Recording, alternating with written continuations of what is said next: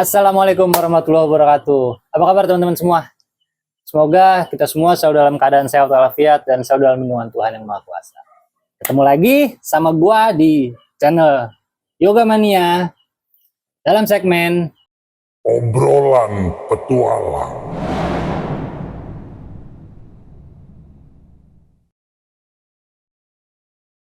Nah, kali ini gua lagi-lagi ngedatengin narasumber kita yang sebenarnya dia ini aku kenal dia udah lama banget, bukan dari zaman kuliah lagi, malah dari zaman SMA. Nah, hobinya dia sampai dengan saat ini, dari yang gua dari dulu ya, waktu pertama kali buat kenal dia tuh ya awal masih SMA, masih biasa-biasa, cuman udah mulai menjelang lulus, terus akhirnya gue mulai kenal sama dia lebih dalam lagi, dan ternyata dia seorang pemanjat tebing.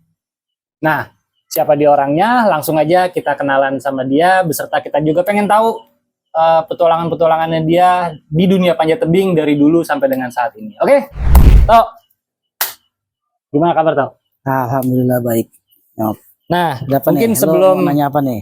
Sebelum lebih lanjut, mungkin lu bisa perkenalin diri dulu sebelum berbicara mengenai hobi petualangan lu, dunia petualangan lu di dunia panjat tebing ini kan, yang selama ini lu gelutin ternyata sampai dengan saat ini.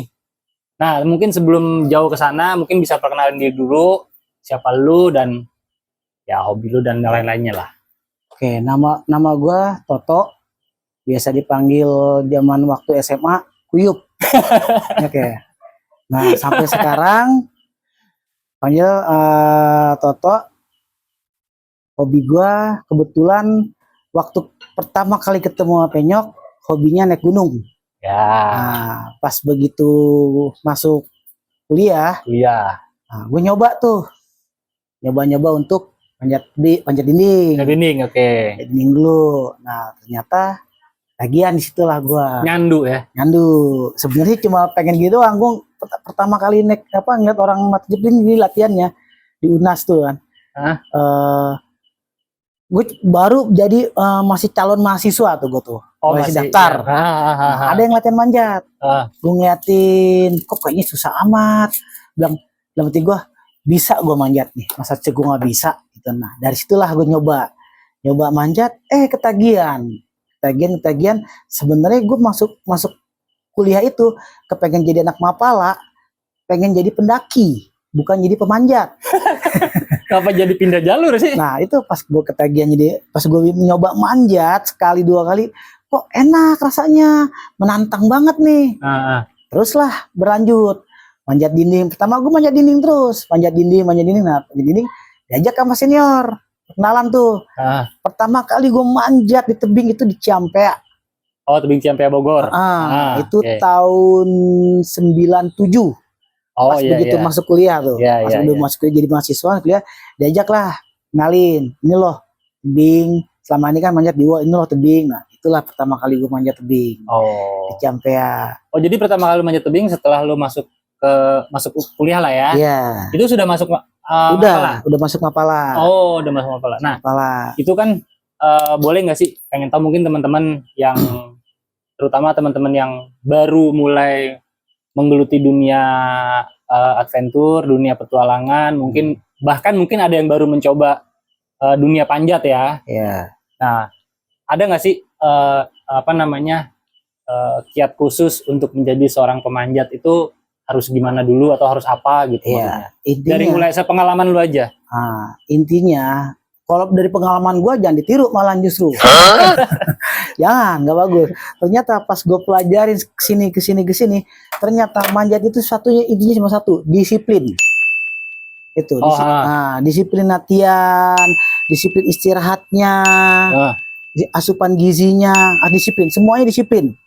Jam latihannya juga harus disiplin, waktu latihannya juga harus disiplin. Itu intinya disiplin.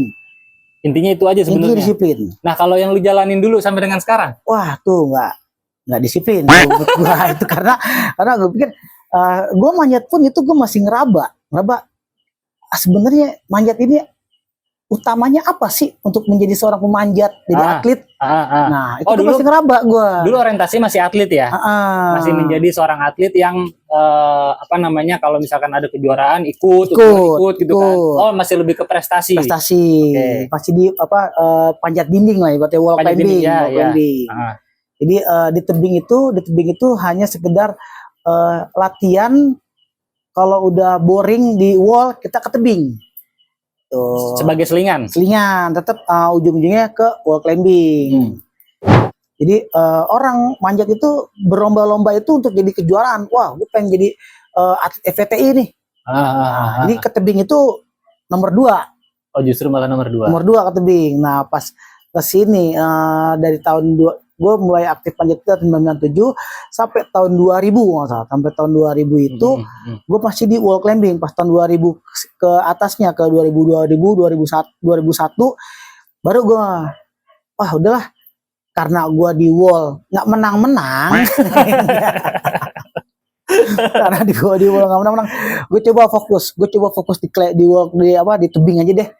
Kemungkinan gue emang di sini kali jalur gue di tebing nih. Nah, di tahun 2000 nggak salah, tahun 2000 itu latihan target gue manjat di Parang.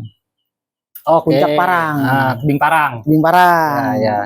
Itu tebing Parang tahun 2000. Tahun 2000 tuh. Tapi sebelum tahun 2000 untuk ke tebing Parang ya, gue aktif tuh. Mulai dari 2000 awal aktif tuh di tebing. Ke Panunggal, terus di Rungking, pokoknya tebing-tebing andesit, kayak di mana di Jonggol ya, tebing batu. Nah itu di situ, makanya gue kaget pas ngelihat Jonggol pada saat sekarang ini, loh kok rame Jonggol. Dulu gue waktu manjat di Jonggol itu masih hutan, masih lapangan, masih nggak ada hebatnya, nggak ada retribusi lah. Iya. Sekarang ada retribusi, gue kaget. Jonggol begini sekarang ya, buset deh. Dulu zaman gue manjat cuma nggak ada begini, masih hutan semua, tutup semua. Iya. Dan dari situ terus ke Rungking. Targetan gue emang dulu gue tuh tebing andesit. Karena batuannya. Jadi jenis batuannya tebing andesit. Karena target gue tahun 2000 itu gue ekspedisi itu ke Parang. Oh, karena ada target itu, makanya lu lebih rutin main di tebing nih. Karena ada program program tahun 2000 kita manjat di Parang, tembusin ke Parang. Nah itu udah gue mulai latihan andesit tuh, ke Rungking, Jonggol, tebing-tebing andesit di Jawa Barat yang kecil kan Jonggol, Rungking. Yang gue tahu sih itu doang ya. Yang terjangkau lah ya. Yang terjangkau. Dari situ tahun 2000 Parang, di Parang itu gue atletnya 3 orang. Parang. 3 orang itu termasuk lo. Masuk gue. Dan itu pun masih minim untuk pengetahuan alat itu minim, sangat minim. Ya dasar-dasar doang ya. Dasar doang, jadi minim.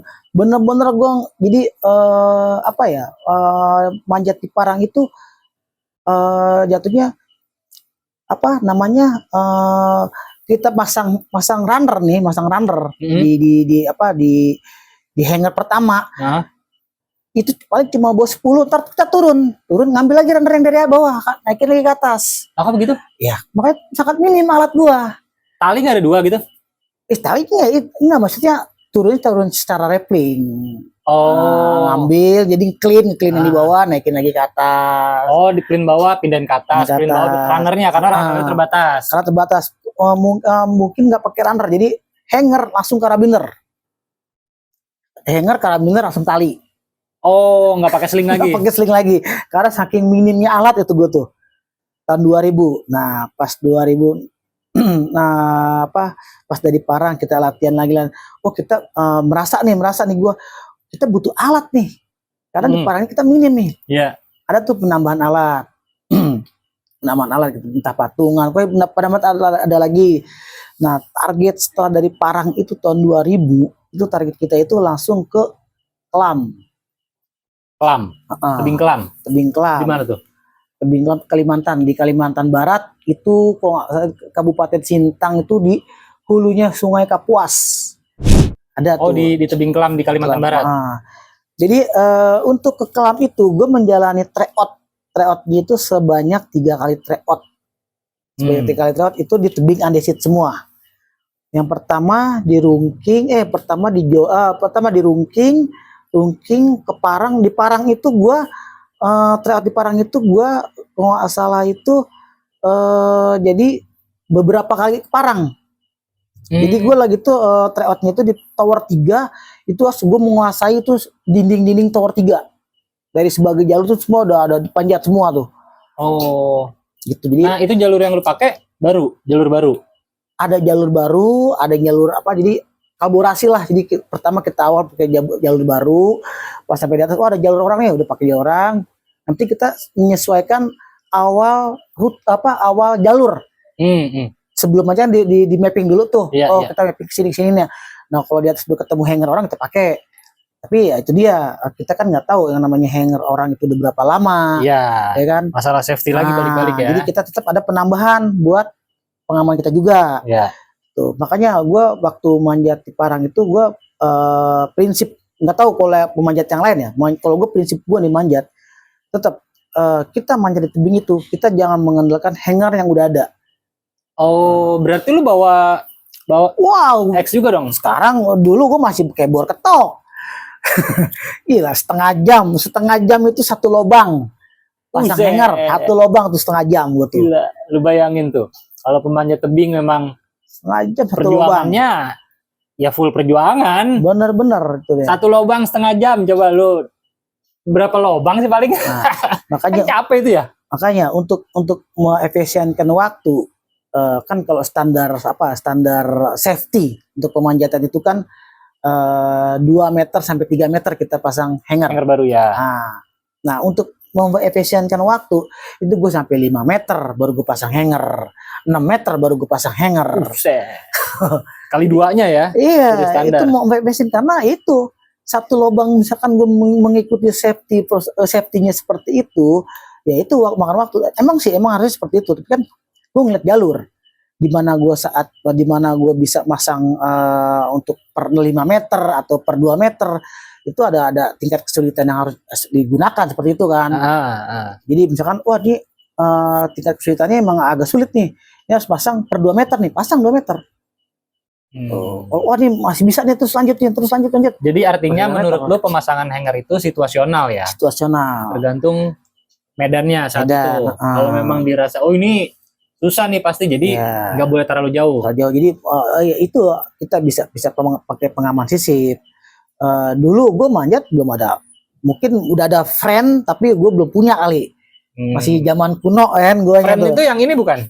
Yang ini tebing diselipin di tengah gitu? Iya, itu kan ada 2 jenis. Apa cok? Cok stopper sama cok friend. Oh, oke. Nah, cok stopper itu kan dia pipih dia. Slip kalau cok friend itu kan dia ditarik, ketutup, masuk, dilepas tarikannya, prak, buka. Oh. Itu namanya cok friend. Cok friend sama friend tuh. Cok friend sama stopper. Stopper. Cok stopper itu. Berarti dan itu lu mengandalkan crack ya? Mengandalkan celah. Jadi lu bukan ngerusak atau batunya dulu celahin gitu kan? Iya. Enggak kan? Dan itu gue punya prinsip nggak tahu berarti deh, gue sendiri punya prinsip, gue manjat nggak boleh, gue nggak mau ninggalin hanger. Boleh ninggalin hanger untuk kita clean down. Nah, kayak double rope itu nggak apa-apa tuh ninggalin hanger. Selebihnya kita copot. Itu prinsip gue, karena gue nggak mau ninggalin. Gue ninggalin itu bukan karena gue pelit, karena ini gue pikir ini bahaya. Ini nggak tahu nih hanger yang gue pasang ini kapan lagi mau dipakai, gue nggak tahu sama orang. Ya kan, kemungkinan 3 tahun berikutnya mau dipakai, itu 3 tahun kemudiannya ini masih safety apa enggak hanger gua? Oh iya, karena korosi ya, hujan, karena korosi segala macem kan. Nah, gue nggak mau, jadi gue nggak mau mencelakakan orang. Lebih baik gue copot. Lu manjat, lu pasang pengaman baru yang menurut safety. Itu prinsip gue manjat. Makanya gue manjat, gue pasang pengaman baru. Itu pengaman baru, entah itu stopper, entah itu cok friend, entah itu pengaman apa cokstone, lubang tembus, atau ada akar pohon. Tuh. Webbingnya pasti lu copot lagi tuh ya? Copot lagi. Tapi ada beberapa titik yang buat clean down kita yang nggak harus dicopot. Ya minimal 2 hanger.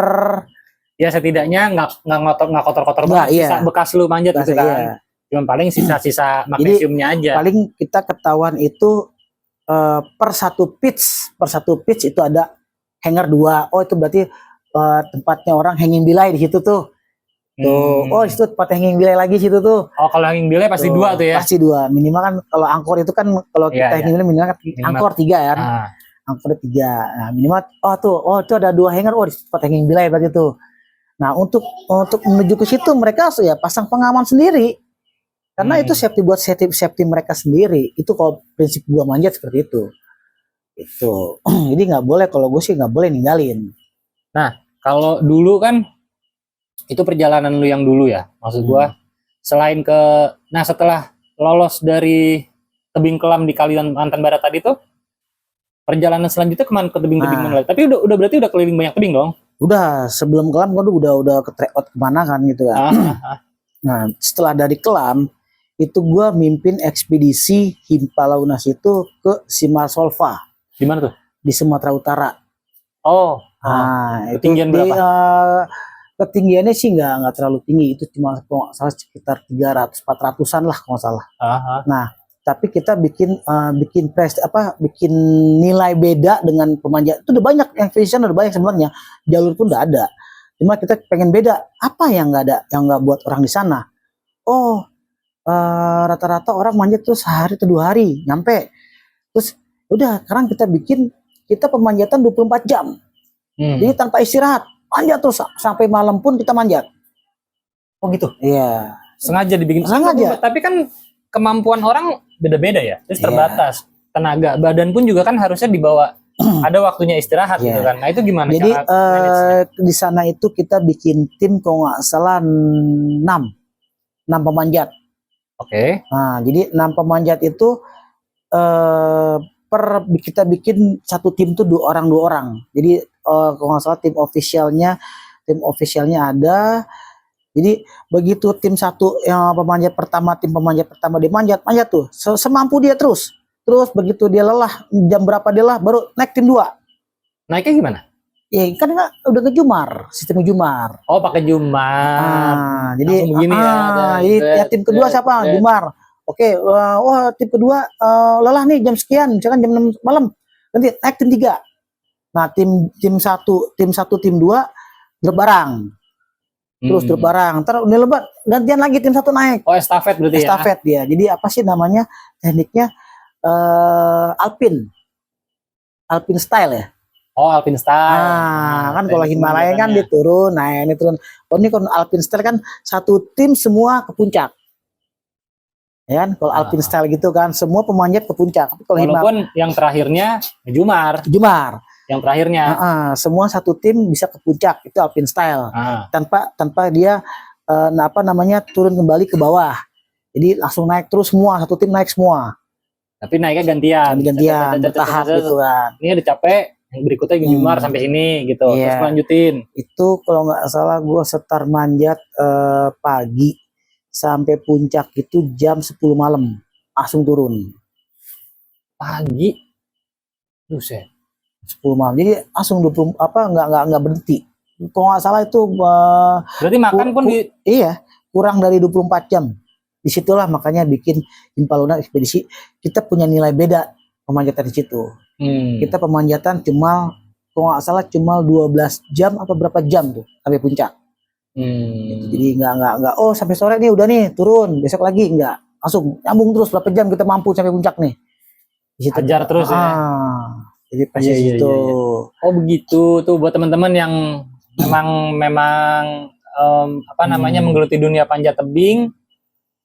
Ada dua model pemanjatan ya. Tadi yang sudah dilakuin itu Alpine style. Yaitu caranya semua pemanjat naik sampai puncak tapi bergantian. Bergantian pemanjat pertama naik sampai semaksimalnya, setelah itu dilanjut pemanjat berikutnya dengan cara ngejumar ya. Sampai di titik pemanjat pertama berhenti, baru dari situ dia lanjut manjat ke atas. Begitu seterusnya pemanjat berikutnya juga begitu. Nah, satu lagi tadi Kan Alpin sama apa? Himalayan. Himalayan. Kalau Himalayan tuh gimana? Nah, Himalayan ini gue terapin pada waktu itu tahun 2004 yang gue ke Kalimantan tuh di Kelam, Tebing Kelam. Tebing Kelam itu gue ibaratnya gabungan dari Himalayan, terus Alpine Style. Jadi awal kita Himalayan, begitu Himalayan tuh kayak mana?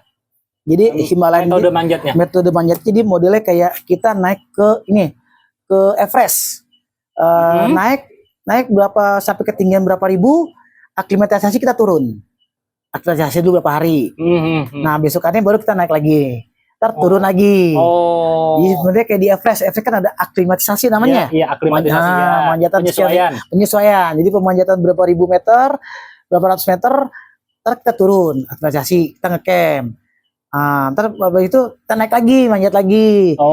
Jadi Himalayan untuk menjalankan Himalayan itu gue masih berjalan 6 pemanjat. Satu tim 6 pemanjat. Nah, begitu Alpin itu kita tentukan siapa yang summit di antara 6 ini. Yang summit itu hanya 3 orang. Jadi nggak semua. Nggak semua. Makanya tapi kalau yang lainnya mau summit juga bisa. Bisa sebenarnya, bisa sebenarnya, tapi karena dibatas alat dengan perlengkapan yang masih minim dulu. Itu tahun 2004 itu karena keterbatasan ya. Dengan alat. Itu gue di Kelam itu tahun 2004 itu gue bawa tali sepanjang kalau nggak salah sampai 600 meter. Itu 600 meter di Kelam itu belum ada seperempatnya. Buset. Itu 600 meter hitung jalur ya, bukan tegak. Lintasan, bukan lintasan. Bukan lintasan apa namanya? Kalau tegak lurus gitu. Vertikal. Itu jalur ada yang ke kiri, ada yang ke kanan. Traverse ya. Itu 600 meter gue sampai full habis tarik ke bentang tuh 600 meter. Itu masih belum ada seperempatnya. Buset deh, berarti bisa 3 kilo. Wah, parah. 100 meter kalau belum seperempatnya berarti 2,4. Itu 600 meter itu habis itu udah, makanya kita begitu tali ke bentang habis mau nggak mau kan harus putus tali nih habis, antara darat sama pemanjat ya kan, tim darat sama pemanjat harus putus dia karena asal yang dibawa nih tali ini ya kan, disitulah makanya kita tentukan tim summit siapa nih. Itulah tim summitnya 3 orang karena keterbatasan tadi itu ya. Iya tuh. Jadi mungkin udah mulai paham dikit ya mengenai dunia panjat tebing. Jadi kan agak sedikit beda dengan panjat dinding ya. Kalau panjat tebing ya memang lu bawa tali lu harus perhitungin dulu itu tinggi tebing berapa. Tapi kalau mau dihitung kasar hitungnya mungkin vertikal. Tebingnya tinggi berapa. Tapi kalau namanya pemanjatan pasti kan ada ke kiri, ada ke kanan, itu kan pasti makan panjang. Jadi, ya. Di Kelam itu ketinggian MDPL itu kalau nggak salah itu MDPL-nya itu 999, 1 meter lagi 1000. Itu MDPL ya. Iya. MDPL. Kalau ketinggian tebingnya dari mulai kita ketemu bibir tebing sampai puncak itu kalau nggak salah itu sekitar 700 meter lebih, hampir 800 kalau nggak salah. Berarti tali yang lu bawa 600 meter pun itu karena begini kan, makanya lu bilang nggak ada seperempatnya. Ya, itu nggak seperti bibir tebing ya, bukan DPL. Bukan DPL. Kita untuk bibir tebing kita trekking nyok. Kita masih trekking dulu. Trekkingnya itu gila, wah makanya pengalaman gua yang paling berarti gua manjat itu di Kelam. Bener-bener itu semua ibaratnya trekkingnya ada. Terus survivalnya ada, gue sana ya, gue survival sono nyok, survivalnya ada, terus magicnya juga banyak di sana, gitu? Gila. Lo begini dong. Jadi di sana kita ini sedikit gue cerita pengalaman gue di Kelam. Iya. Nah, jadi sebelum gue manjat di Kelam, jadi gue dari tim gue Kelam ini, gue mendapatkan informasi atau data-data Kelam itu dari Universitas Kapuas. Oke. Nah, gue dapat informasi segala macam, ketinggiannya segala macam, medannya seperti apa segala macam, ini dapat dari situ. Nah, kita bergerak itu nggak ada pertama kali yang udah pernah survei ke sana, belum pernah. Jadi masih gambaran bebayang. Kita cuma kasih foto. Ini loh fotonya. Lihat, wah hitam amat nih batu nih, bilang.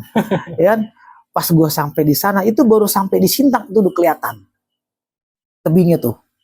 Wah, udah Emang batu kelihatan hitam-hitam. hitam. Makanya Itu kan- dinamain tebing kelam. Nah itu mistiknya banyak.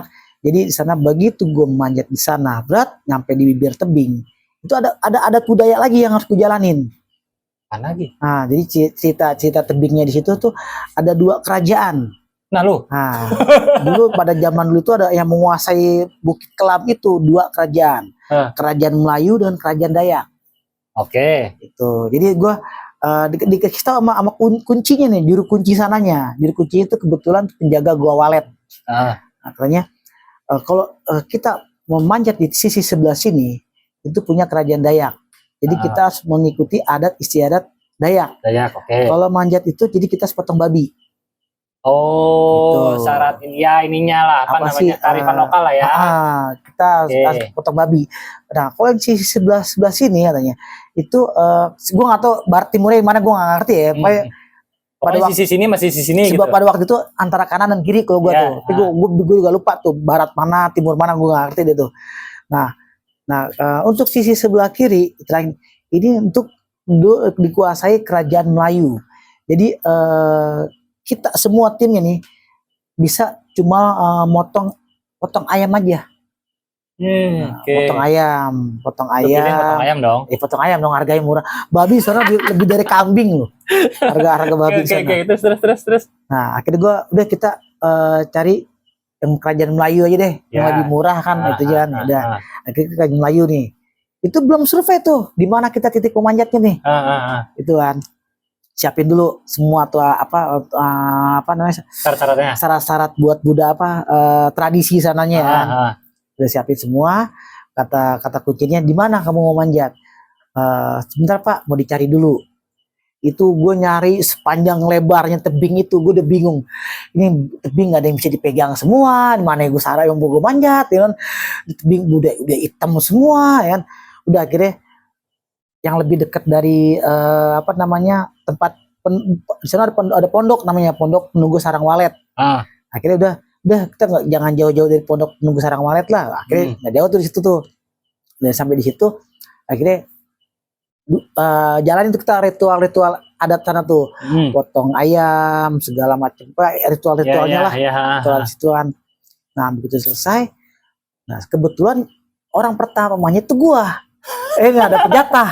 Gue bingung. Waduh, ini gimana? Manjat mana yang gue panjat ini? Segini lebar, nggak ada yang bisa dipegang batu semua nih. Ya kan? Rata batunya. Rata. Bener-bener rata. Akhirnya gue punya inisiatif, ya kan? Mungkin gue agak ngerusak alam dikit kali ya. Ya kan? Gue mikir, wah gue harus bisa sampai ke titik itu nih kayaknya nih. Sampai situ udah enak nih, ya kan? Tapi gimana caranya nih? Sini sekitar 15 meter 20 meter di titik itu nih. Oh, titik yang lu bilang agak enak itu 15-20 meter. 15-20 meter tuh. Tinggi makanya apa? Nah, kebetulan itu nggak jauh tuh ada pohon tinggi. Kayak yang listrik. Tinggi kayak yang listrik gitu. Ini aja Pak, gue tebang ya. Gue senderin tebing. Gue manjat pohon dulu deh gitu. Itu bang gue ya gimana sih kan yang namanya manjat artifisial kan segala cara apapun dibolehkan. Nah udahlah mungkin ini rusak alam dikit deh, nebang pohon ya kan. Jadi pohonnya pun nggak dibuang begitu aja, dimanfaatkan gue untuk bikin camp gue. Jadi camp gue tuh semi permanen lah, bikin pondok lah orang bilang. Bikin pondok dimanfaatkan untuk bikin situ gitu awalnya gue bikin manjat tuna. Begitu udah sampai titik situ barulah manjat tuh artifisial standar ibaratnya. Karena jalurnya masih nggak terlalu sulit, tingkat kesulitannya itu masih bisa 3 meter 4 meter gitu kan. Sampai atas begitu terus. Sampai berarti di ketinggian 15-20 meter ke atas tuh udah bisa dipegang ya. Itu pun variasi. Itu ada kita ketemu overhang, overroof. Overhangnya nggak seperti wall cuma 1 meter 2 meter. Panjang. Overhangnya sampai 3 meter lebih. Enggak. Overhangnya. Jadi jadi kan kita kan manjat kan bergantian yang dibilang pakai sistem Himalayan ya. Jadi hari pertama gue manjat. Gue habisin tuh sampai sore. Nah, gue turun karena ketinggian masih dijangkau sekitar 100 meter, 50 meter, nah bisa turun dong gue daripada gue camp di atas, gue kurang tidur. Bawah ada lagi pula besoknya pun bukan gue yang manjat. Kita gantian. Kita bikin jadwal lah. Bikin jadwal pemanjat kedua ada berikutnya, pemanjat ketiga ada berikutnya gitu kan. Tapi jalur udah lu bikinin. Jalur tetap terakhir gue di situ ya lu udah lanjutin lagi jalur baru lagi pemanjat keduanya. Jadi terakhir gue manjat di mana gue titik terakhir gue manjat bikin angkor, memanjat keduanya nanti besokannya terusin lagi titik yang itu lagi. Gitu. Alpin dong. Enggak, dia ngejumar sampai titik gue terakhir manjat. Iya, Alpin. Himalayan tuh jatuhnya. Himalayan tadi turun lagi terus begitu terus. Nah, ternyata karena dia nggak ngelanjutin terus ya, turun dia. Ngetem di bawah. Ya kan Himalayan kan. Nah, yang gue bingung itu yang pas kalau nggak salah hari ketiga. Gue mikir karena ada trouble pemanjatan di hari ketiga, kalau nggak salah ketiga hari keempat gitu kan. Trouble-nya kok nyasar, bilang, oh ternyata bukan di hutan aja yang nyasar, di tebing juga nyasar ya. Oh gitu ada. Di situlah makanya inilah jadi manfaatnya kita ormet kita tentukan titik-titik kita ibaratnya sumbu lintasannya.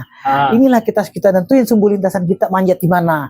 Itu pentingnya. Kalau enggak, itulah kita bisa nyasar manjatnya. Oh, ada nyasarnya juga. Nyasar manjatnya. Tahu nyasar dari mana? Jadi gini, dari bawah nih pemanjat ormet. Ini kita kesini itu jalur itu ya. Untuk ke situ kan nyari yang jalur muda dong. Ada ke kiri, ada yang kanan gitu kan. Pokoknya target itu. Titik pertama atau titik kedua itu titiknya. Oh ya itu. Nah, pas manjat orang ketiga, belum sampai titik ke situ, dia mungkin cari yang terenak. Ke kanan. Terus enggak. Gue ngeliat dari jauh, ini kok manjat ke kanan terus, kapan ke atas ini? Wah, ini nggak benar kalau begini.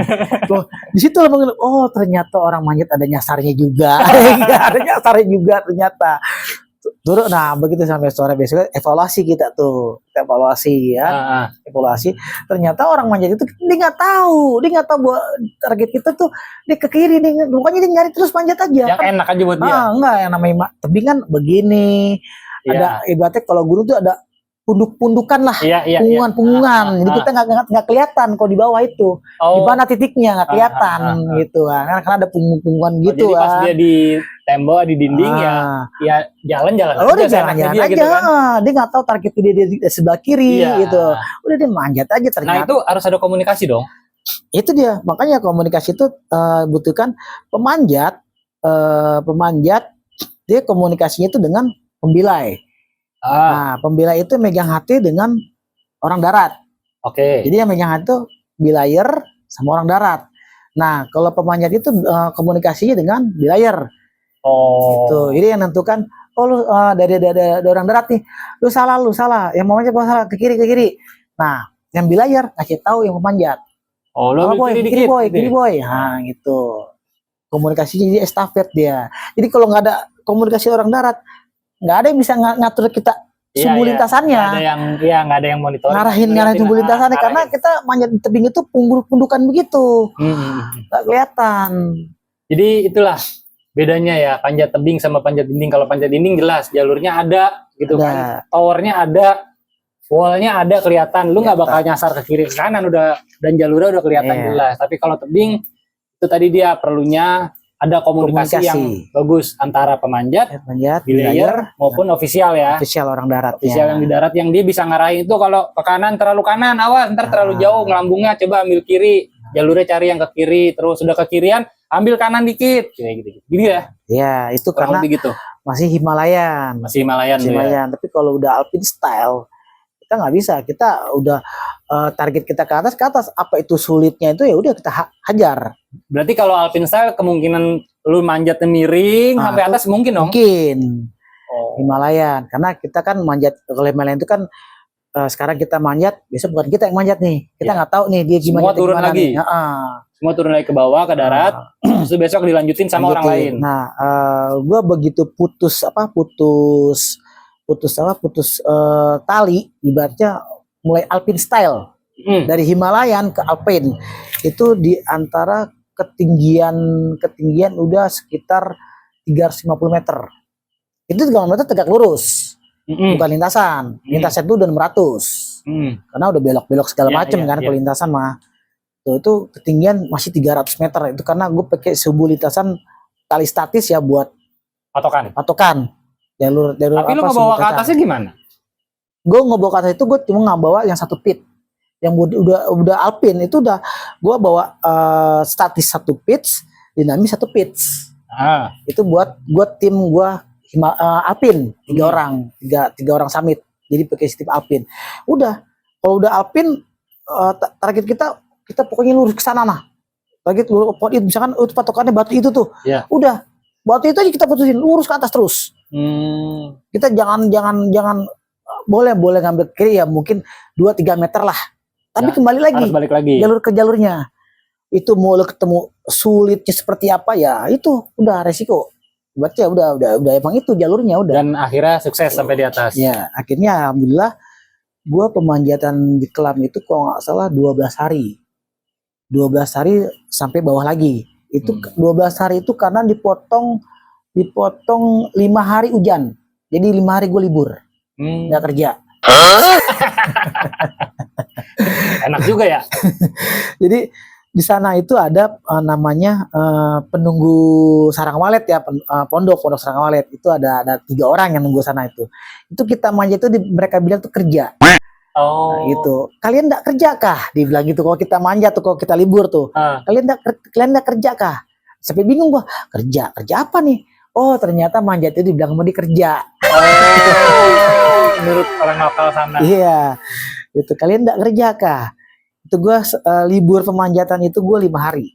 Makanya gue sampai 12 hari ke pemanjatan lama waktunya gue ekspedisi 12 hari karena gue di stop 5 hari gue nggak manjat. Itu kalau hujan di tebing tuh bener-bener gila, udah kayak air terjun, airnya dari atas sampai bawah tuh nyerosot. Wah, udah kayak air terjun, bener gila. Nah, ini dia nih, kalau lo mau lihat video-video dan foto-fotonya nih.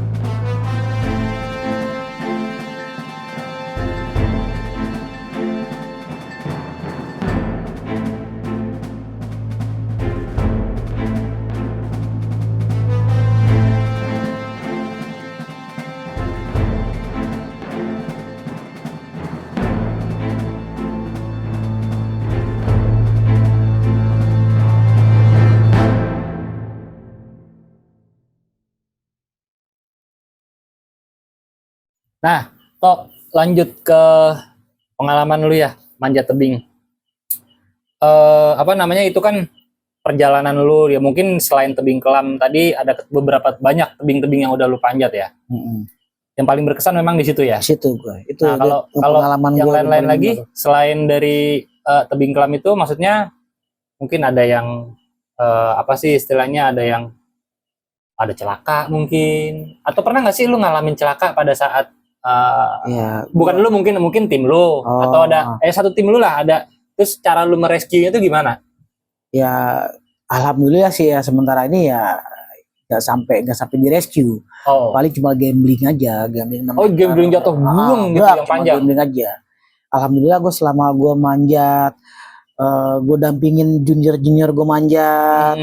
Ya alhamdulillah sampai saat ini ya nggak sampai trouble sampai dievakuasi. Itu karena Jadi masih dalam kategori safety lah ya. safety karena ya gue punya prinsip itu lu manjat ya lu pakai lu harus percaya sama alat-alat yang lu pakai, jangan sampai alat yang lu pakai aja ragu gimana lu mau percaya lu manjat Ya.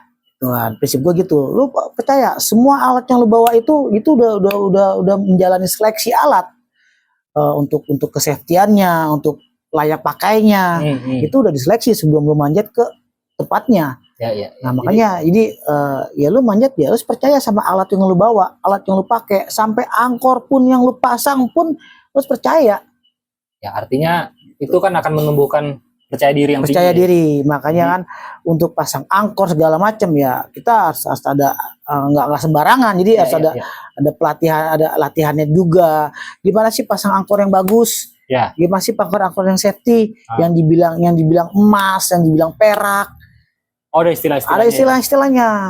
Angkor, ini angkornya emas nih, bagus nih batunya nih begini. Sampai gua ketemu roof di mana di Kelam, itu gua 7 meter roof. Panjangnya roof itu? Roof 7 meter. Itu pun roofnya nggak begini nukik. Jadi tebingnya begini, roofnya begini. Oh, jadi bukannya begini lagi? Nggak, begini roofnya. Tapi begini. Begini nukik. Jadi lu otomatis gantungnya gantung banget dong? Gantung banget. Nah, namanya roof begini kan kita pasang hanger aja, itu nggak harus pasang begini. Oh, nah, namanya permukaan tebing ya, kan permukaan tebing kayak begini nih, kan nggak rata dia. Iya. Pasti ada batu, ada nonjol-nonjol di bawahnya. Iya. Nah, cari yang nonjol-nonjol itulah yang kita bikin. Kan ada nonjol gini, pasangnya di sini. Iya. Ada lagi nonjol sini, pasangnya. Itu gue pasang di roof, itu gue belum pakai bor mesin, itu masih pakai bor ketok itu gue per 2 jengkal gue pasang. Gila nggak tuh, roofnya begini. Iya. 2 jengkal gue pasang, Memang harus rapat banget ya. Rapat. Jadi kalaupun ada ya insiden satu putus, masih banyak tuh. Iya. Kadang paling dekat itu gue 2 jengkal, kadang ada yang 1 meter. Wah gila. Pengalaman gue di Kelam tuh. Itu kan ya sekelumit perjalanan lu selama mendalami dunia panjat. Nah, kalau dari sisi lu nih lu jatuhnya udah pemanjat toku, coy. Toku. Udah uzur. Sekarang kalau disuruh manjat tebing lagi, aduh. Nah, tapi sekarang masih? Ya masih manjat, makanya gue kalau manjat sekarang manjat itu ngedampingin jatuhnya. Ngedampingin itu ya ngarahin jalur lintasan, tapi gue bukan orang leader. Oh, itu jatuhnya. Wah, itu paling ngejumat. Iya. Paling kalau manjat itu jalur sport aja. Nah, harapan lu ke depan deh buat pemanjat-pemanjat muda kita Indonesia umumnya yang sekarang ini ada ya. Itu apa dan bagaimana sih harapan lu ke depan? Ya, kan kalau gue lihat nih sekarang nih panjat-panjat tebing ini apa ya? Nggak tahu ya, ini mungkin di lingkungan komunitas gue kali ya, agak kurang di mata lu aja, kelihatan mata lu. Ini agak kurangnya mungkin apa ya? Tebing itu menakutkan kali. Itu tebing itu menakutkan dan emang resiko. Disitulah makanya kalau gue karena risiko tinggi ya lu hati-hati, makanya disiplin latihan. Ya lu jangan gampang jangan. Ini olahraga climbing ini resiko yang paling tinggi menurut gua. Resiko benar-benar tinggi. Minimal patah tulang. Kalau pecah kepala minimal patah tulang. Ya. Tuh. Kalau nggak pecah kepala ya itu patah tulang lah minimal. Nah, harapan lu buat kedepannya manjat-manjat sekarang nih apa dan bagaimana menurut lu? Ya harus ya kalau mau bener-bener mau manjat ke tebing ya disiplin latihan. Ah, Terus pendataan juga harus tapi rapi lengkap. Jangan berangkat aja ke sana tempatnya tapi lu nggak tahu datanya apa, tebingnya apa, jenisnya apa, segala macem, ya, grade-nya gimana. ya. Nah, minimal pendataan dulu. Pendataan ada. Nah, kita konsisten untuk menjalani latihan, disiplin latihan. Tuh, karena kalau di tebing itu yang gue rasain daya tahan tubuh yang dibutuhkan. Daya stamina tuh punya peranan penting tuh ya. Daya tahan tubuh. Mental? Mental udah pasti. Harus. Power wajib. Iya, karena kita latihan untuk daya tahan tubuh itu otomatis itu dari mental, dari power itu akan terbentuk. Akan terbentuk sendiri. Dengan kita sering latihan. Dengan kita latihan itu akan terbentuk sendiri. Latihan kayak jogging. Kan orang rata-rata kan manjat tebing tapi latihannya lari. Ya kan lari itu ya daya tahan tubuh. Lari napas. Atur napas ya. Napas, pull up juga harus konsisten. Jadi ya daya tahan tubuh. Kalau yang gua rasain sih daya tahan tubuh. Karena manjat itu kita bener-bener di batu panas. Nggak ada pohon. Hujan panas ya. Iya, panas. Ya udah energi lu akan kemakan. Iya. Lu nggak bergerak aja, lu diem aja di batu, itu energi lu berkurang. Karena lu nahan panas. Saya kan karena lu nahan aus, energi berkurang gitu. Nah, kalau nggak daya tahan tubuh nggak bagus, ya lu drop. Ya, pasti. Betul. Setuju gua kalau itu. Tuh, jadi buat teman-teman yang memang menyelami dunia panjat tebing ya, khususnya bukan panjat dinding ya, panjat tebing. Ya walaupun sama-sama manjat ya, tapi ada bedanya sangat signifikan banget antara di tebing maupun di dinding. Jadi kalau di dinding mungkin kita bisa ukur lah, ketahuan tingginya seberapa, jalurnya juga kelihatan. Tapi kalau di tebing jalurnya belum tahu, atau mungkin jalur yang sudah ada, tapi kan setidaknya ketinggiannya udah pasti beda tuh, ya kan? Tantangannya juga beda, nggak cuman power doang. Tadi ada lagi ketahanan tubuh, karena yang lu panjat bukan cuma 15-20 meter, ratusan meter gitu kan? Waktunya pun dari pagi sampai sore. Waktunya dari pagi sampai sore, nggak ada berhentinya, manjat terus. Jadi tetap yang pertama porsi latihannya juga harus diperhatiin. Artinya fisik sangat berpengaruh. Menu latihan harus dari awal sampai mau keberangkatan pemanjatan ekspedisi lah, ekspedisi lah ya. Ya itu menunya pun harus sesuai. Jadi nggak langsung berak ke atas, enggak. Harus bertahap. Meningkat. Ya. Jadi ada memang butuh tahapan. Nggak bisa langsung lu mau yang wah gitu, nggak bisa juga gitu. Semua ada proses. Jadi gitu kurang lebih perjalanan dari temen gue yang masih sampai sekarang ini masih manjat, nggak tahu dia mau manjat sampai kapan. Manjat ketua katanya sih, gue pernah nanya. Gue manjat, belum punya cucu ya? Belum ada niat untuk gantung sepatu panjat gue. Oke. Niat. Tuh, manjat tua susah emang kalau dibilangin. Oke, thank you ya teman-teman udah nonton video ini sampai dengan selesai. Mungkin informasi-informasi ataupun pengetahuan-pengetahuan yang bisa diambil, khususnya buat teman-teman yang mendalami dunia panjat tebing, silakan diambil baiknya, buruknya tolong dibuang jauh-jauh. Harapannya untuk pemanjat-pemanjat tebing Indonesia kedepannya bisa makin banyak penggemarnya, makin safety-nya makin oke, makin bisa membanggakan nama Indonesia di kancah internasional. Ya. Itu aja mungkin gua sama Toto undur diri dulu. Oh iya, yang belum subscribe di channel gua, subscribe nih. Like, comment, share sebanyak-banyaknya supaya informasi panjat tebing ini bisa tersebar dan banyak teman-teman yang semakin banyak tahu informasi lebih. Thank you buat semuanya. Gua sama Toto undur diri. Assalamualaikum warahmatullahi wabarakatuh. Oke.